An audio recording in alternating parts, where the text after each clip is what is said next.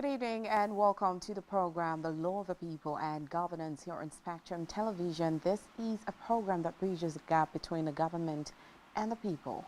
My name is Rachel David White. Of course, it's a very beautiful Monday evening and a good day to analyze the socio-political event happening in Nigeria. Well, we head straight to the national scene where the national chairman of the Labour Party LP, Julius Abure, has identified a major worry ahead of a November 11th governorship election. Well, according to him, he says his party and candidates are very worried about the security situation in Imo and Kogi State, especially. He says all through the campaigns, their offices had been attacked severely by unknown gunmen, and he says in some cases security agencies accompanied those who carried out some of those activities that looked or took place in the attack on their offices. And he says all these activities raise serious issues about the security of lives and properties in Imo and Kogi State especially. He says their worry, major worry as a political party, is in Imo and Kogi State as well. In his words, he also said that they have less violence about Bayelsa. He says Bayelsa may not be a very serious flashpoint. We are not seriously worried about Bayelsa State. Now, I am wondering if this is a call coming out. Of course, it's from a particular party, but if there is a public concern about Imo and Kogi State, of course, I think this should also call for a general worry. And I know that the IGP has already deployed troops to take care of security situation. But away from that, the former Chief of Army Staff, General Tukur Borutai, retired, has accused the political class of creating the insecurity in Nigeria. I think this is a major accusation. Well, Borutai met these allegations while sharing his experience in a lecture he delivered titled Public Service and the Imperatives for National Security in Nigeria in the second stanza 2023 National Public Service Lecture and the 65th anniversary of the University of Ibadan Alumni Association. While the former army chief criticized those who called for his sack over the insecurity in the country while he was in office, Borutai said such calls stemmed from personal biases rather than an objective evaluation of his performance.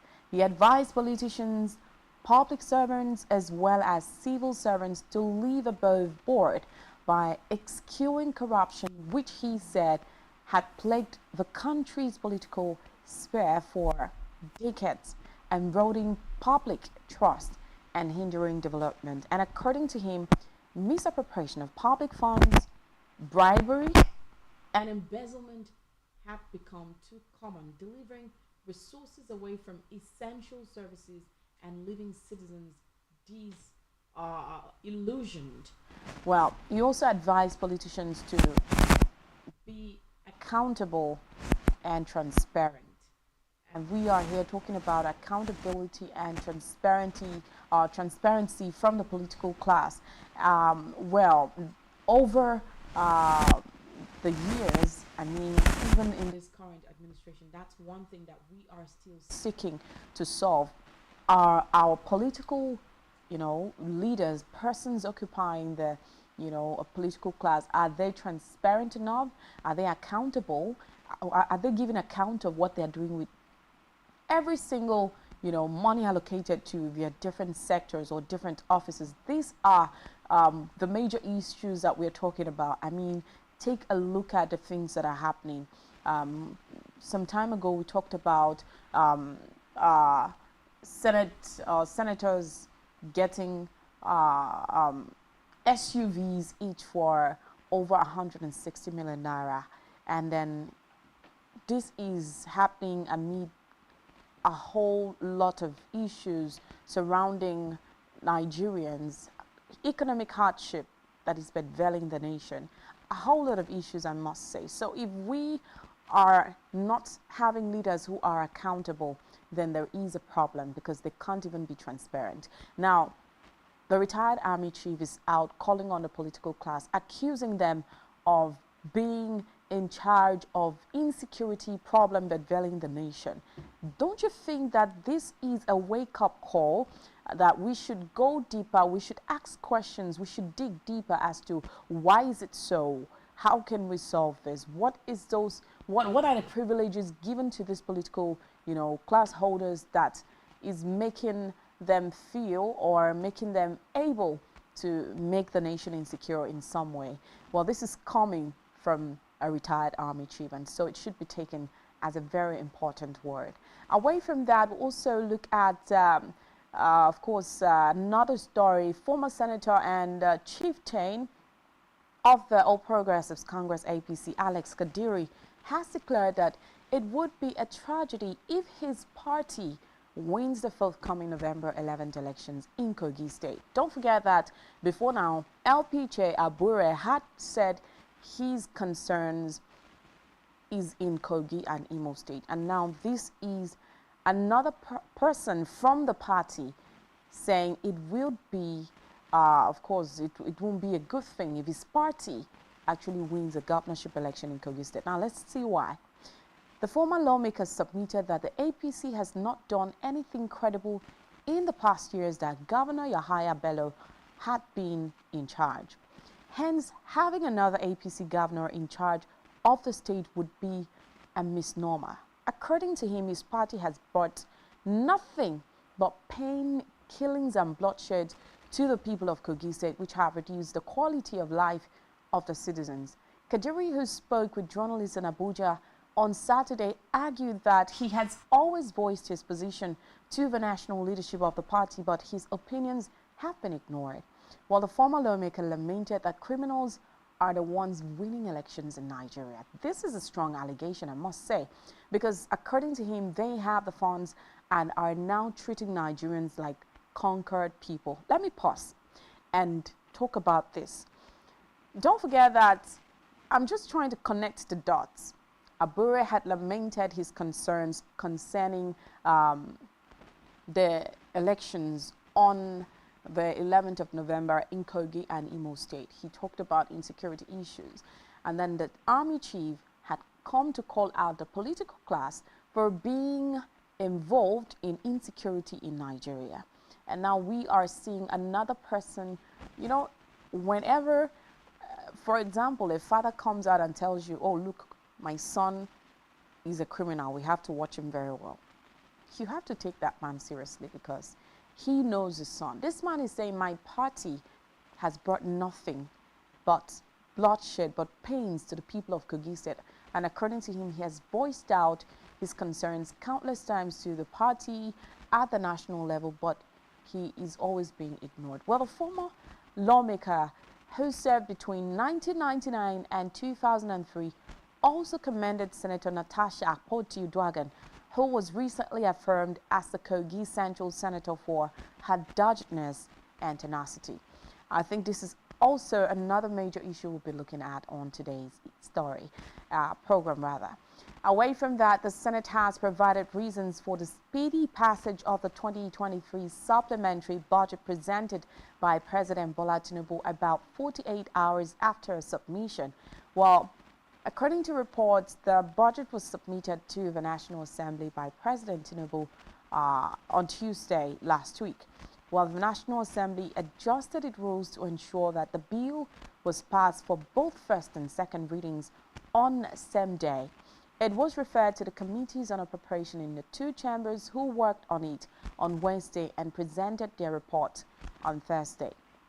The reports were deliberated upon and approved on Thursday. So the Vice Chairman, Senate Committee on Appropriations, Senator Ali Ndume, noted the National Assembly accelerated the budget passage because of certain national interests bordering on a new minimum wage. Don't forget that if you had gone through the breakdown of the supplementary budget, you would see that one of the major reasons why the president had gone in for a supplementary budget was in order to be able to, of course, get a loan for the conditional cash transfer, in order to fund the student loan, which was initially at 5 million naira. But there were some rumors that the president intended to get the presidential yacht. And of course, the presidency had debunked that and said that the 5 million has been topped for the student loan, and of course, making it over 10 billion million naira. And then, of course, we also had money that was proposed to settle the new minimum wage, of course, the 35,000 naira that was awarded to be awarded to civil servants for 6 months. So the Senate has come to clarify that these are some of the issues that came up, and these issues were those issues that made the Senate to pass the bill speedily. Away from that, the Inspector General of Police, IGP Kayode Egbetokun, has deployed a total of 220 operational vehicles and armored personnel carriers, APCs, that's armored personnel carriers, to Imo, Bayelsa, and Kogi states ahead of the November 11th gubernatorial elections. While the police, in a statement on yesterday, disclosed that it deployed water cannons, helmets, bulletproofs, vests, and of course tear gas canisters, among others, to the state.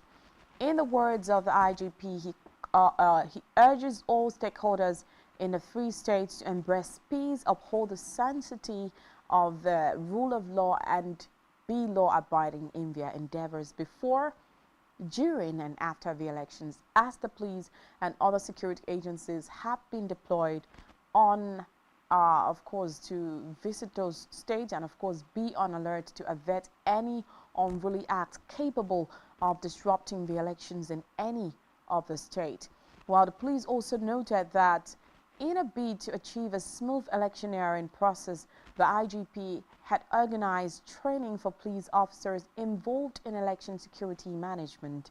While the police added that it also sought the approval of the federal government for the payment of the allowances and other necessary supports to boost the morale of the officers during the operation. Of course, that is a very important issue.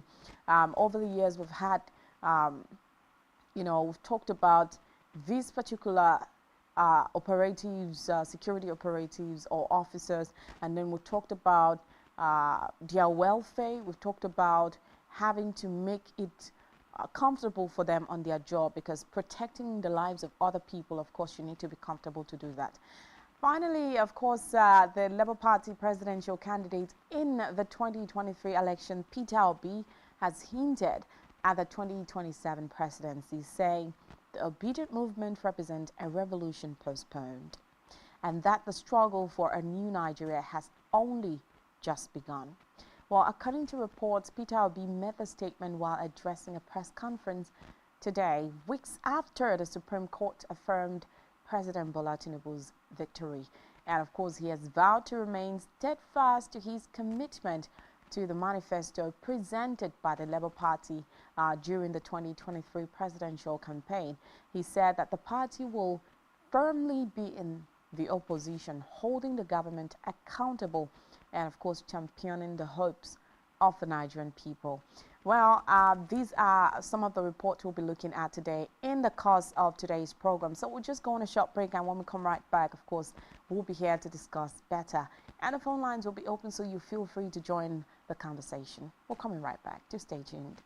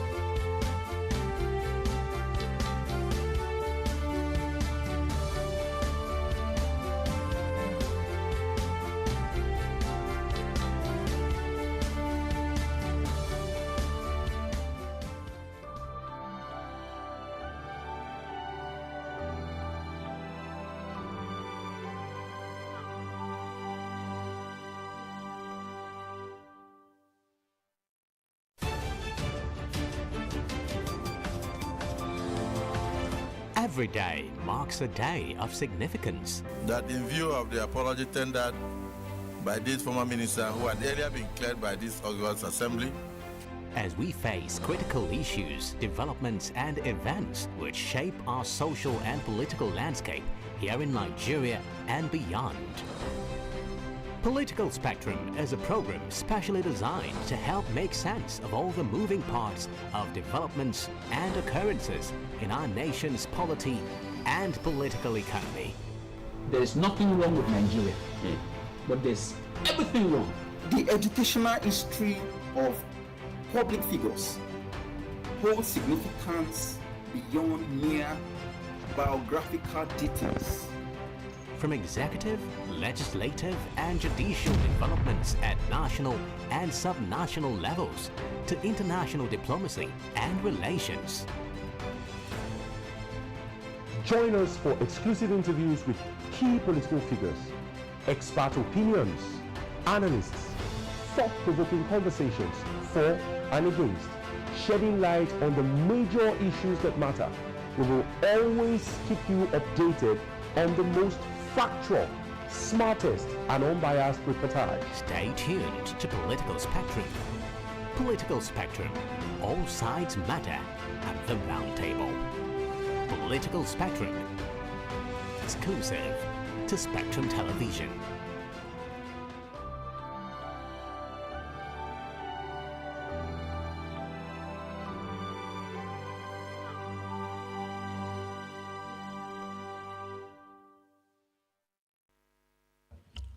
Thank you, Mr. President, and my distinguished colleagues. I stand to more or less highlight and support the second reading of this bill. A bill was brought today. The first question is it necessary and urgent? And the answer is yes. The second question is looking at the summary, and if our colleagues have a copy, should also look at the summary. This is the first time the capital expenditure of every budget in the critical sectors is more than the usual 40 or less than 40% that we have. If you look at the budget on defense, this is the first time we have more than 50% allocated to address the issues of security challenges we have. If you look at the police, their own budget too is nearly 50% of the capital. And we all agree and know that we have, as the DSP mentioned, challenges in the area of security that needs to be addressed. And how do we address those challenges is by providing the security agencies what it takes to address these issues. If you look at that of works, we'll all agree that there are challenges, especially in the areas of rehabilitation of our roads. And that the recurrent side is zero, nil. If you look at the issue of housing, that is also a challenge where there is no recurrent but capital. Then capital supplementation as 210. In other words, this budget is purposely made to address the short-term and the immediate and pressing issues facing this country. Then on the issue of the expeditiousness of passing this supplementary budget, even if we pass it today,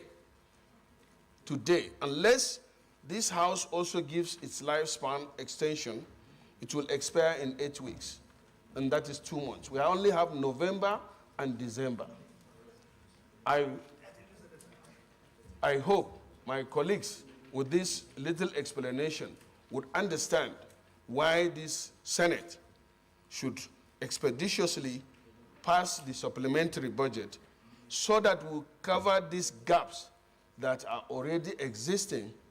And meanwhile, as the chairman, the leader said in his presentation, the government is also mindful of the financial position we are. So I urge my colleagues to support this supplementary budget and let us, as much as possible, pass it expeditiously. Even if we do that now, before he signs it, maybe it will remain, let's say, 6 weeks. And 2.1 trillion cannot easily be spent within 6 weeks. And therefore, we may have to put in the back of my mind that will extend the lifespan so that implementation of these critical areas will be possible. Thank you.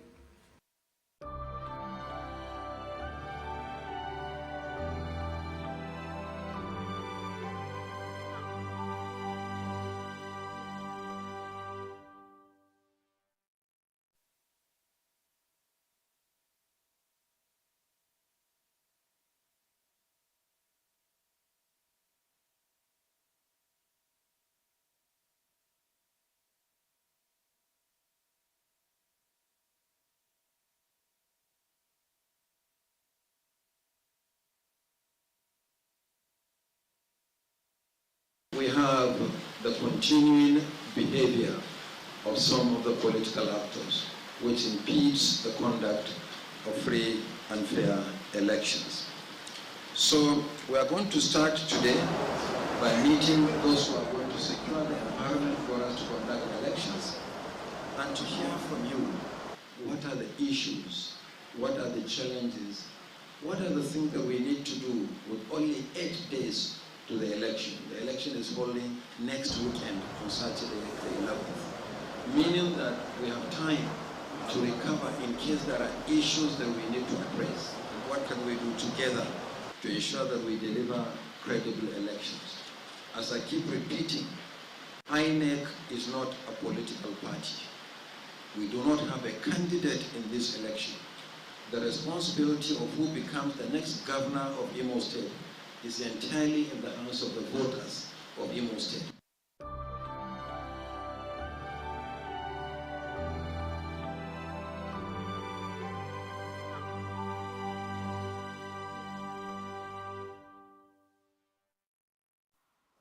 Okay, so listening to the short clips, of course, the first one was that of the Senate speaking about the reason for the speedy passage of the 2023 supplementary budget presented by the President Bola Ahmed Tinubu. Of course, about 48 hours after submission, it was passed. And of course, a breakdown of the budget already explained had vital issues that concerns the general public, and that also has to do with, of course, the payment of the minimum wage, the 35,000 naira that was of course, supposed to be paid. Well, this should be a good reason why the Senate had to speedily pass that bill.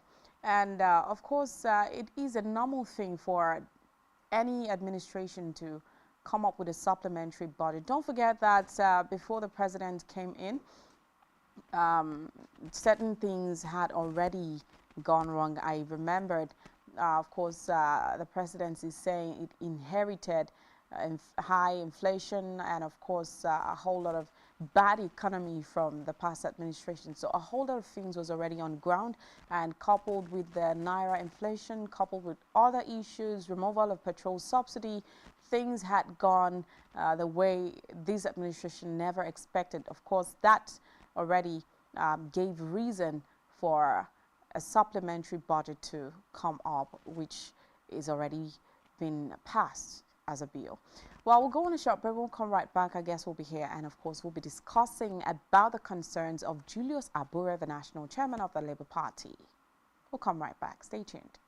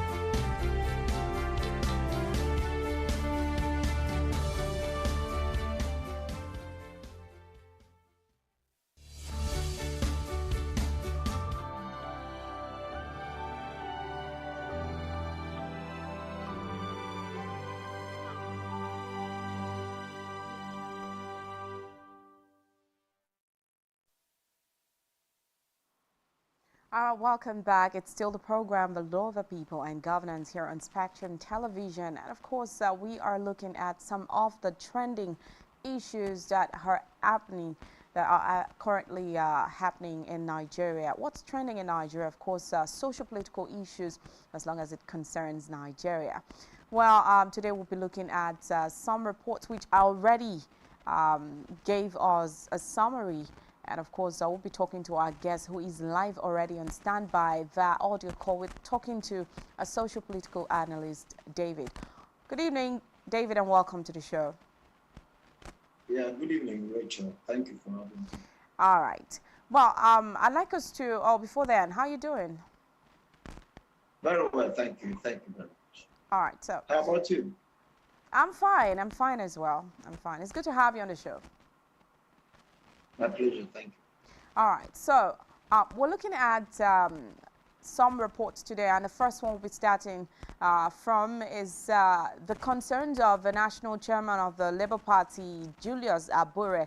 Well, I know you very well to be a strong supporter of the Labour Party during the presidential election. Well, I don't want you to talk from that angle. Well, I want you to talk generally on the issues that concerns Nigerians. Well, Abure has identified a major worry ahead of the November 11th governorship election. According to him, he says his party and candidates are very worried about the security situation in Imo and Kogi State, especially. Of course, he says all through their campaign period, their offices were attacked severally by unknown gunmen. But I'd like to ask, away from this, do you have any concerns about the upcoming elections? I mean, the off-season elections in Imo, Kogi, and Bayelsa State. Now, don't forget that we have had elections in Nigeria, I mean, February and March as well. And then we saw different issues that happened, and we are just hoping that things will not repeat itself again. But what are your concerns in the upcoming elections? Well, for some obvious reasons, I am more particular about Imo State election, and like the Labour Party chairman has rightly said, it is a call for concern. You know, being to the fact that there are a lot of should I say attack on the candidate of the Labour Party in especially Imo State. Like I think about a day or two ago, we heard that his convoy was under attack, and these are main reasons that we call for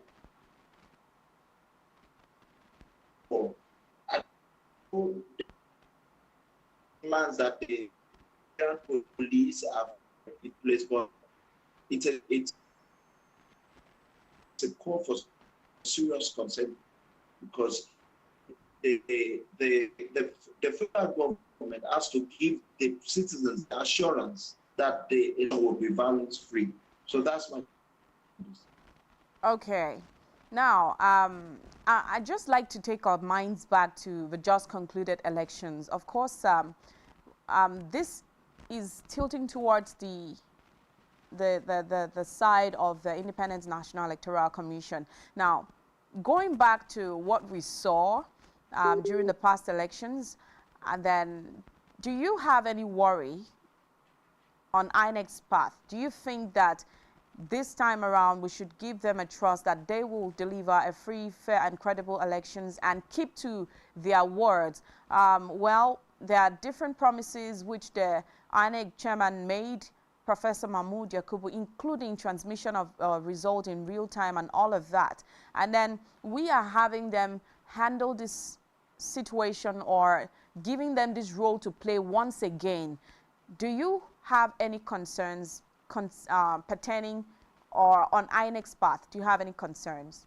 Do you have any worry? I would say there is a whole lot of worry around, because have you been, let's say for instance, the INEC chairman was changed because Now, it is so pertinent for us to put into consideration the lot of promises that he made during the 2023 election, general election, and which he did not keep to them. And thereby, there was a situation that he came out and said, like he said, he made some contradicting statements based on what he had already promised Nigerians. So in this aspect, one would say, even if he has come out to give us the assurance that the election will be free and fair, it is still a concern because there is a popular statement that goes, once beaten, twice shy. We never can tell. We never can tell. And so we really doubt the possibility of him giving us a credible election that is free and fair. But be that as it may, is human, and we believe that INEC as an entity will live up to expectation, thereby delivering a credible election without being biased and or supporting any political party.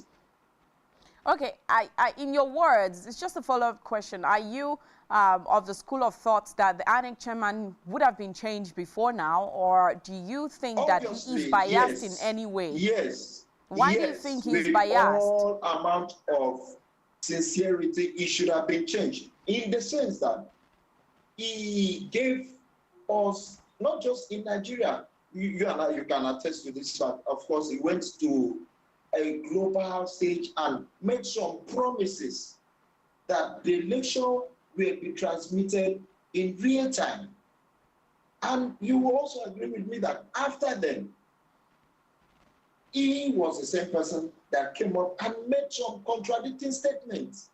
So how do you believe, how do you trust that kind of person to deliver on another election? You know, it's worrisome. Okay. Still concerning that, I mean, the the IGP rather, Kayode Egbetukun, the Inspector General of Police, has announced preparations already to deploy Mohammed Bade, the Commissioner of Police in Imo State. Of course, the Commissioner of Police in Imo State has just been moved. Do you have any concerns, or do you think that this has anything to do with politics? I mean, there have been accusations leveled against him. Yes, I think it's a welcome development. It's a welcome development, if I am to say, in the sense that there were a lot of accusations on his part. You know, for instance, this man, the Nigerian Labour Congress, Joe Ajaro, the president, yes, made some allegations against the Commissioner of Police then.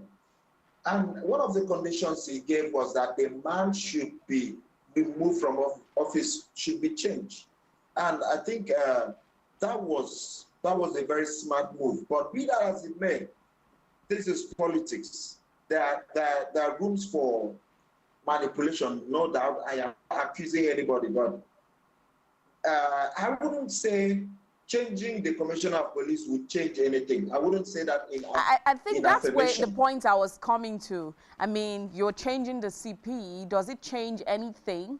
I mean, do you think that this is what we really need to put things right? Let me put it to you that in as much as the Bayelsa, Imo State and Kogi election is at the corner, Nigerians, a lot of Nigerians are also waiting to see the action and the attitude of our President Tinubu in this regard. A lot of Nigerians are also waiting to see what the outcome of those elections will be, if it will be neutral and if it will also be partisan. In as much as we are expecting him to be neutral and be a father in these elections, we are also hopeful that he will also use these elections, you know, to create trust amongst Nigerians in future elections to come. Okay, thank you so much, David. I think we'll be moving away from that now. If need be, of course, I would still have to visit that because, I mean, election is just on the 11th of November, a few days away from here. And then we have some concerns that we need to treat as well. But let's quickly get to talk about still, of course, the presidency, 2027 presidency. Well, Peter Obi has given a little hint. According to him, he is still in the business of reclaiming back his mandate. Maybe not this year again, since, of course, the tribunal had already declared President Bola Tinubu as the authentic winner, and of course the Supreme Court did that as well. So he's not ready to stay on the fight like his counterpart from the PDP, Atiku Abubakar. He has hinted at the 2027 presidency, saying the obedience movement represents a revolution postponed and that the struggle for a new Nigeria has only just begun. As a strong supporter of the Labour Party, which I know you were part of the obedience movement, what is your concern or what is your take about this? Well, number one, I have to use this opportunity to thank His Excellency Peter Obi for not disappointing Nigerians.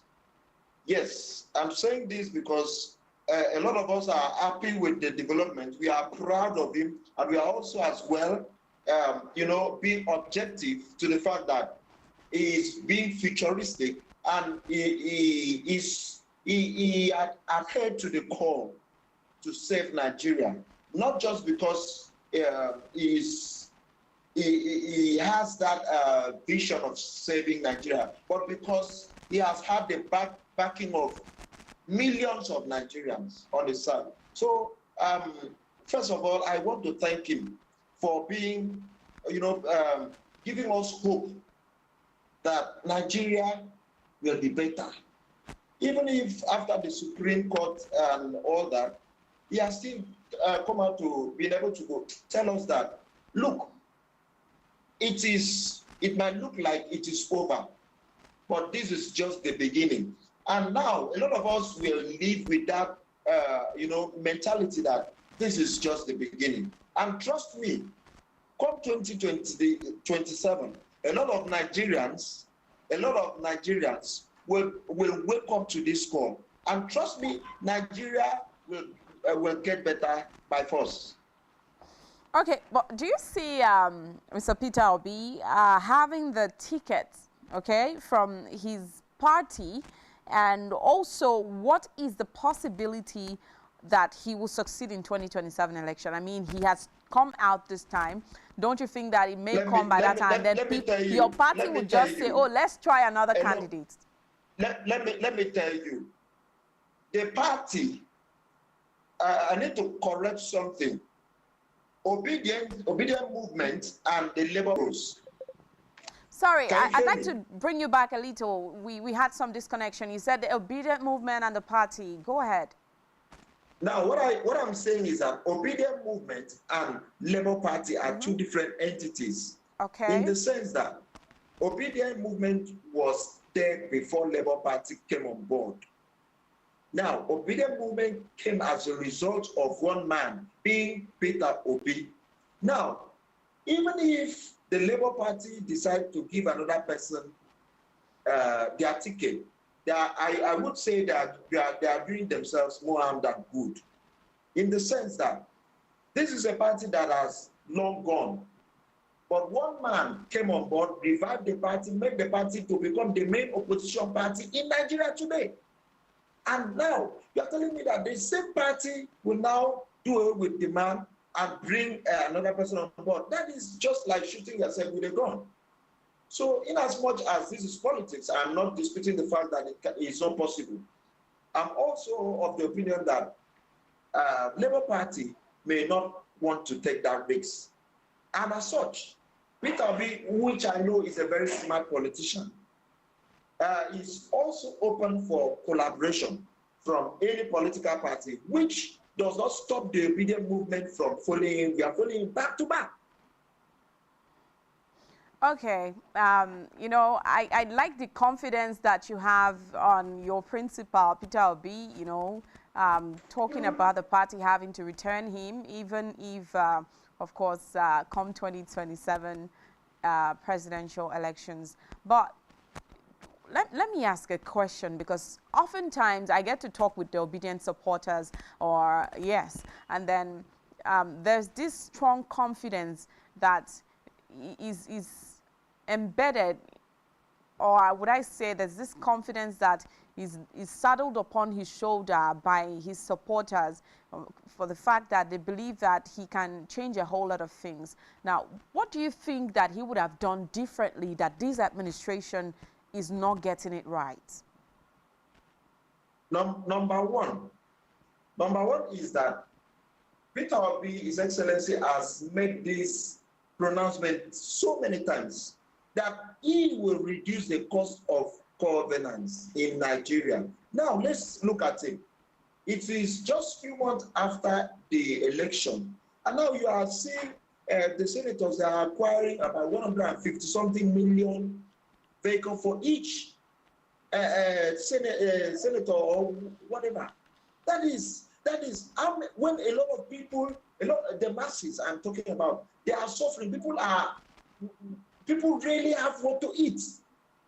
But the Senate, and there's this story I heard the other day that the president is having over how many billions of naira for vehicles, and that of the first lady, which I believe if okay, of course, we haven't had, you know, a confirmation of that yet. You're talking about the presidential yacht. Of course, that has been debunked, and of course, that 5 million naira has been moved to the student loan. But that's of acquiring vehicle for the first lady and all of that, until we get an authentic, confirmed information. Of course, we are here to hold the presidency for that.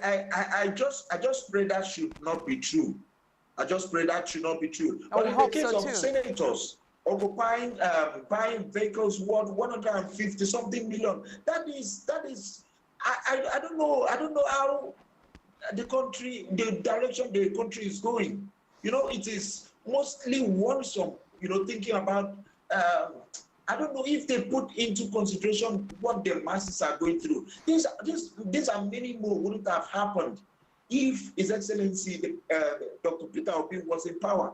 Okay, let's move away from that right now. I think you've touched one thing which I've taken, cost of governance, and of course that is one of the things that we are pushing forward for this administration to actually work on, because trust me, cost of governance is one of the major issues bedevailing Nigeria. A quick one, just the last story we'll touch today, still bordering on the off-cycle election. Now, former Senator and Chieftain of the All Progressives Congress, and that is Alex Kadiri, has actually declared that it would be a tragedy.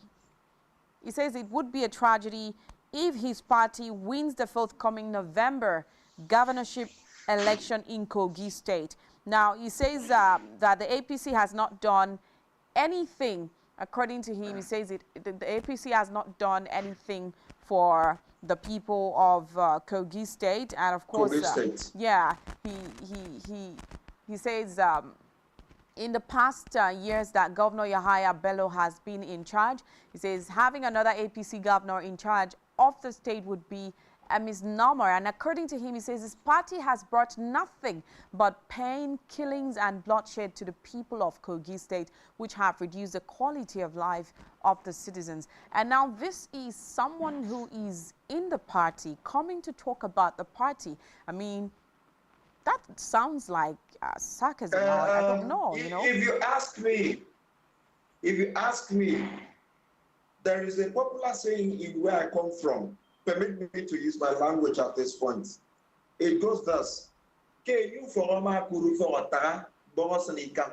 means that if the owner of the house could say that the house is not worth anything, they never would help him to put fire in the house. Let me pause you there and say something. Excuse me, I'm sorry. Now, this is governance, and this entails comfort of the people.